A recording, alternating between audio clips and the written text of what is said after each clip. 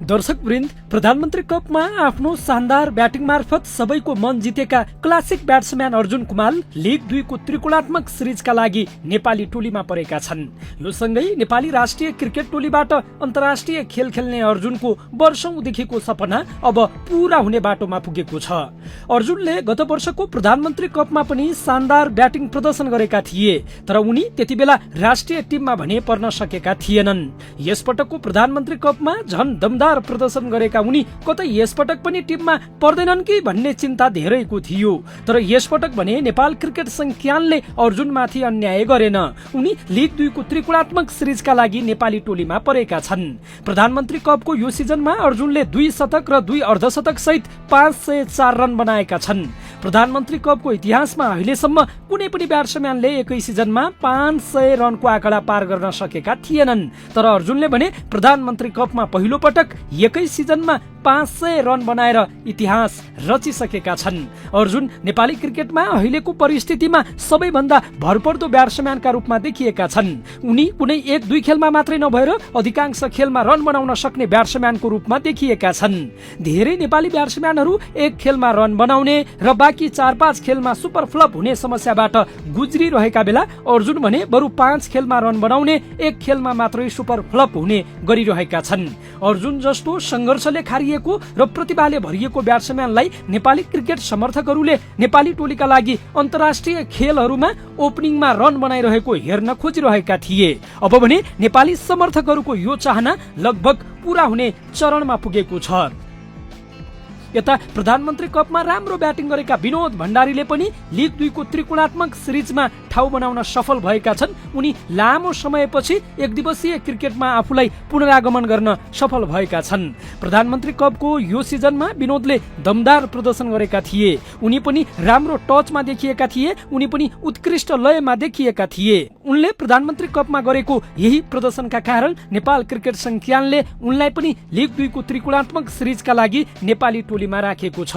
विनोद पनि राम्रो क्षमता भएका खेलाडी हुन्, राम्रो प्रतिभा भएका खेलाडी हुन्। उनी लामो समयदेखि नेपाली क्रिकेट टोलीका लागि खेल्दै आएका थिए। उनले नेपाली टोलीका लागि खेल्न सुरु गरेको लामो समय भइसकेको छ। उनको पालाका खेलाडीहरू पारस खड्का, ज्ञानेन्द्र मल्ल, सुभाष खकुरेल, सागर पुन जस्ताहरू अहिले सन्यास लिएर अन्तर्राष्ट्रिय क्रिकेटलाई बिदाई गरिसकेको अवस्थामा विनोद भने अहिले पनि क्रिकेट खेलिरहेका छन् र आफ्नो शानदार प्रदर्शनबाट धेरै नेपाली क्रिकेट समर्थकहरूलाई मन्त्रमुग्ध पारेका छन् र त्यही शानदार प्रदर्शनका कारण उनी नेपाली टोलीमा फेरि फर्केका छन्। उनले प्लेइङ 11 मा मौका पाउँछन् कि पाउँदैनन् त्यो भने हेर्न बाँकी छ। तर विनोद भने अहिले उत्कृष्ट लयमा देखिएका छन्। विनोदको सबैभन्दा ठूलो बलियो पक्ष के छ भने उनी टियु अन्तर्राष्ट्रिय क्रिकेट मैदानमा रन बनाउन खप्पिस छन्। नेपालले लिग 2 को त्रिकोणात्मक सिरिज यही टियु क्रिकेट मैदानमा खेल्दैछ, जहाँ विनोदले रन बनाउन सक्ने सम्भावना निकै बलियो देखिन्छ।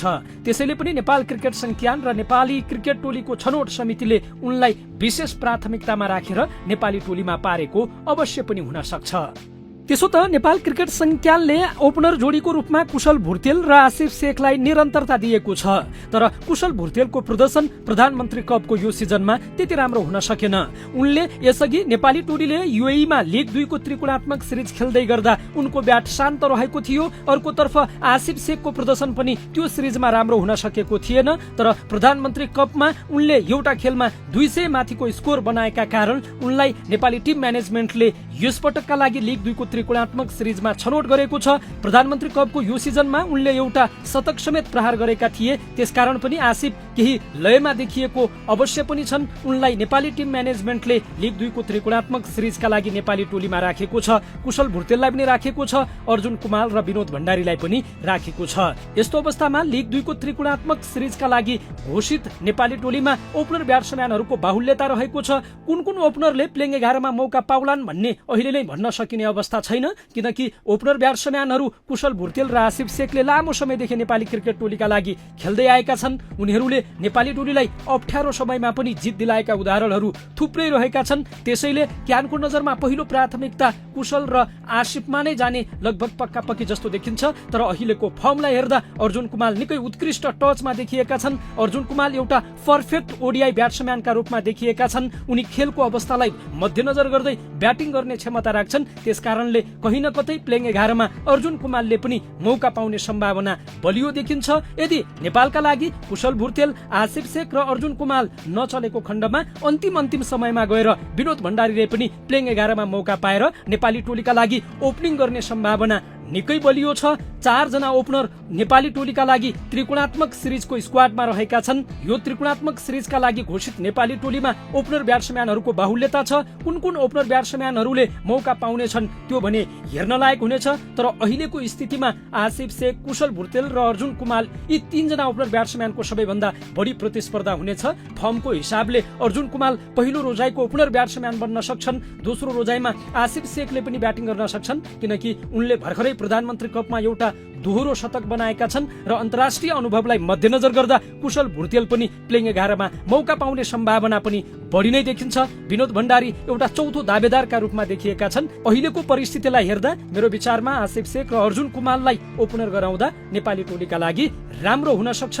यस कुरामा नेपाल क्रिकेट संघ मुख्य प्रशिक्षक स्टुअर्ट लले ध्यान दिनु भएको खण्डमा पक्कै पनि राम्रो हुने देखिन्छ।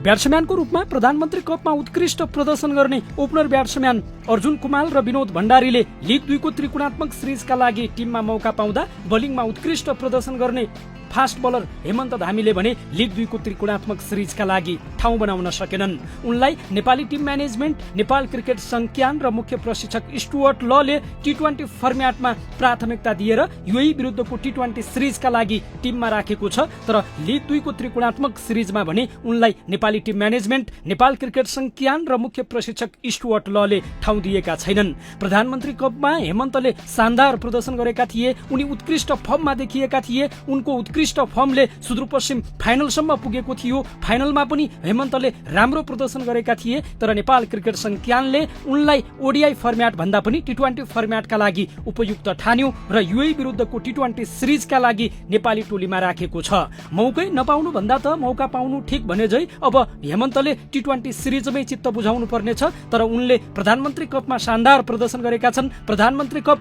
वानडे फर्म्याट हो। वानडे फर्म्याटमा हेमन्त पर्फेक्ट देखिएका छन्। पावर प्लेमा विकेट चटकाइरहेका छन्। वानडे फर्म्याटमा सुहाउँदो उनी बलिङ प्रदर्शन गरिरहेका छन्। वानडे फर्म्याटमा 10 ओभरको पावर प्ले हुन्छ। 10 ओभरको पावर प्लेमा उनी आफ्नो बललाई स्विङ गराइरहेका छन्। आउट स्विङ, इन स्विङ मार्फत विपक्षी ब्याट्सम्यानहरूलाई उनले निकै नै दबावमा राखेका थिए प्रधानमन्त्री कपमा। तर उनलाई नेपाली टिम म्यानेजमेन्टले वानडे फर्म्याट भन्दा टी20 फर्म्याटका लागि योग्य ठानेको छ र उनलाई टी20 फर्म्याटको टिममा समावेश गरेको छ। यसबाहेकका अन्य बलरहरू भने लिग 2 को त्रिकोणात्मक सिरिजमा पर्न सकेनन्। लिग 2 को त्रिकोणात्मक सिरिज र युएई विरुद्धको टी20 सिरिजका लागि नेपाल क्रिकेट संघले अधिकांश पुरानै अनुहारहरूलाई मौका दिएको छ। पुरानै अनुहारहरू टिममा परेका छन्। यस्तो अवस्थामा धेरै नेपाली क्रिकेट समर्थकहरूले नयाँ खेलाडीहरूले मौका पाउने हुन् कि भन्ने अपेक्षा गरेका थिए। तर जे होस् ठिकै छ। अनुभवलाई समेटेर नेपाल क्रिकेट संघले टिम बनाएको छ। वानडे र टी20 फर्म्याटका लागि अलग-अलग टिम बनाएको अवस्थामा कप्तान पनि अलग-अलग बनाएको छ। कप्तानको विषयमा म अर्को भिडियोमा चर्चा र परिचर्चा गर्नेछौँ। अहिले भने प्रधानमन्त्री कपमा उत्कृष्ट प्रदर्शन गर्ने खेलाडीहरूले नेपालका लागि त्रिकोणात्मक सिरिजका लागि ठाउँ बनाएका छन् भने केही खेलाडीहरूले टी20 फर्म्याट अन्तर्गत युएई विरुद्धको सिरिजका लागि पनि ठाउँ बनाएका छन्।